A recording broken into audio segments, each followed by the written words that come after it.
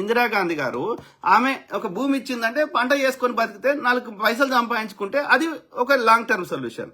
అంతేగాని నువ్వు ఏడుస్తావు నేను సంపద. ఇప్పుడు మీరు చూడండి దయచేసి, ఇప్పుడు రైతులు ఏ రోజన్నా రైతుల దగ్గర పంట కొనుక్కున్న వ్యక్తి ఏనాడైనా ఆత్మహత్య చేసుకుని చూసారు ప్రపంచంలో?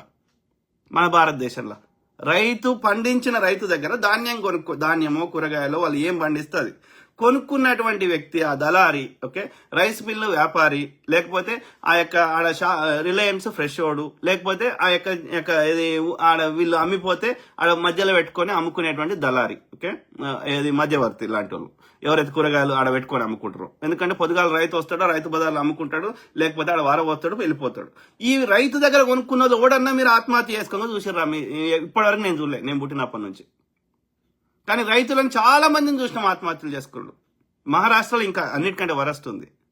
అంటే పండించినోనికి ఏమో పైసలు రావు, మధ్యలో ఉన్నోడేమో ధనవంతుడు అవుతున్నాడు, కోటీశ్వరుడు అవుతున్నాడు. ఏ రైస్ మిల్లు వ్యాపారం తీసుకో, రైస్ మిల్లు పెట్టుకున్నాని.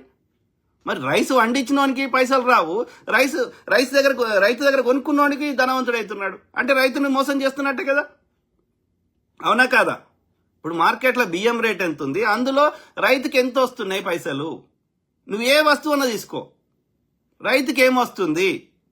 మరి మధ్యవర్తి దళారులని తీసి పారదొబ్బి రైతే అన్నింటినీ పండించుకొని అమ్ముకునే స్థాయికి రైతులను ఎందుకు తెస్తలేవు?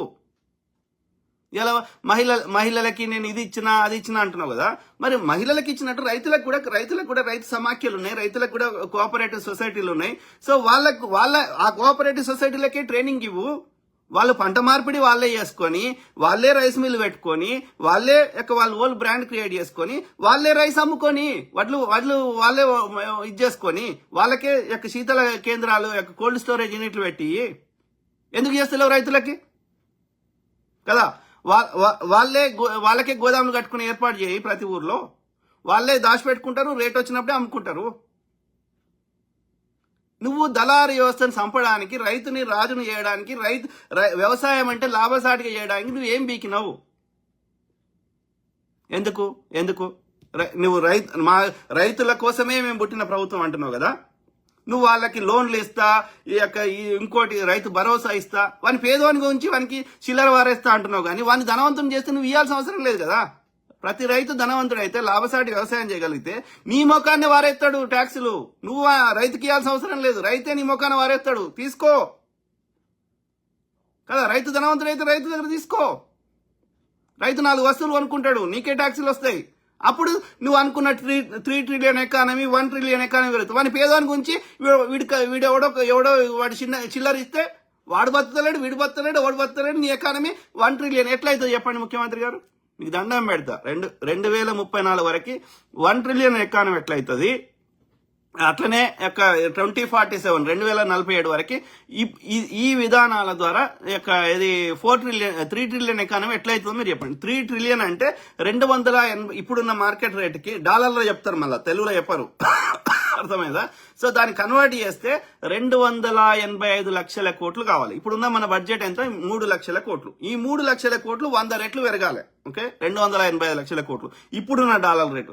2047 వేస్తే ఇప్పుడు 95 ఉన్నది, అప్పుడు 200 అయింది అనుకో, అప్పుడు 400 లక్షల కోట్లు కావచ్చు, 600 లక్షల కోట్లు కావచ్చు. అంటే 150 నుంచి 200 రెట్లు ఇప్పుడున్న రేటుకి పెరగాలి. ఏది 21 ఏళ్లలో? ఎట్లా సాధ్యమో మీరు చెప్పండి. ఎట్లా లెక్కలేసినా ఇప్పుడున్న రేటుకే లెక్కలేసినా, ఒకవేళ డాలర్ రూపాయి మార్చకున్నా గానీ 285 లక్షలు కోట్లు కావాలి. ఇది మన బడ్జెట్ 2047 వరకు అంటే సంవత్సరానికి 25% బడ్జెట్ పెరగాలి. అర్థమైందా? సో 25% బడ్జెట్ పెరగాలంటే మీకు లెక్కలు చెప్తే కరెక్ట్ అర్థమవుతుంది. అంటే చెప్పే మాటలకి చేతనలకి పొంతన ఉందా? ఏం మాట్లాడుతున్నాం? మొన్న ఉస్మాన్ యూనివర్సిటీ పోయిండు, 1000 కోట్లు ఇస్తా అని వచ్చిండు. మీరు 1000 కోట్లలో కనీసం 50 కోట్లని ఇచ్చిండు ఉస్మాన్ యూనివర్సిటీకి, మీరు చెప్పండి, మీకు దండం పెడతా. మరి నీకు ఇచ్చేది లేనప్పుడు ఎందుకు చెప్తావు? చెప్పమానండి. ఉస్మాన్ యూనివర్సిటీకి ఏమైనా వీసీని అడగండి, వైస్ ఛాన్సలర్ అడగండి.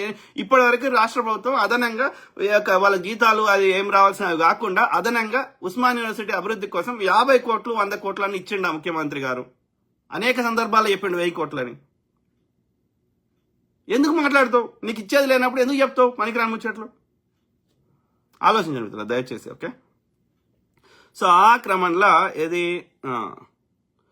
మన బడ్జెట్లు ఉమ్మడి ఆంధ్రప్రదేశ్లో కానీ ఇప్పుడు తీసుకున్నా కానీ మీరు ఎప్పుడు యొక్క 2014లో 1,00,000 కోట్లు ఉండే మన బడ్జెట్ తెలంగాణ సపరేట్ అయినాక. ఓకే, ఇప్పుడు 3 లక్షల కోట్లు అయింది. ఎన్ని ఏళ్ళల్లో? ఈ యొక్క 10 ఏళ్ళల్లో. సో 10 ఏళ్ళల్లో 1,00,000 కోట్ల నుంచి అంతే కదా 12 ఏళ్ళల్లో. సో 3 లక్షల కోట్లు అయింది. సో అంటే ఇప్పుడు అంటే రెండు రెట్లు పెరిగింది. ఓకే, సో ఈ లెక్కన ఇప్పుడు 3 లక్షల కోట్లు ఎంత అవుతుంది అంటే 9 లక్షల కోట్లు అవుతుంది. నువ్వు 280 లక్షల కోట్లు ఎట్లా అవుతుంది? అట్లా లెక్కేసినా 20 లక్షల కోట్లు అవుతుంది కావచ్చు. 280 లక్షల కోట్లు ఎట్లా అవుతుంది ఇప్పుడున్న రేట్లో పోతే? దయచేసి చెప్పండి.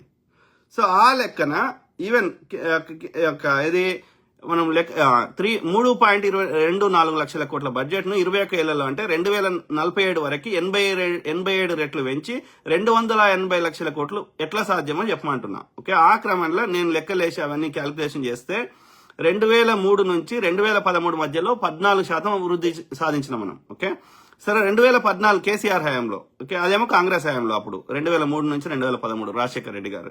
సో తర్వాత 2014 నుంచి 2024 కేసీఆర్ గారి హయాంలో ఓకే ఎంత 11.27% వృద్ధి సాధించినాం. ఓకే, అదే ఇప్పుడు 2024 నుంచి 2026 మధ్యలో 5.5% మాత్రమే సాధించినాం.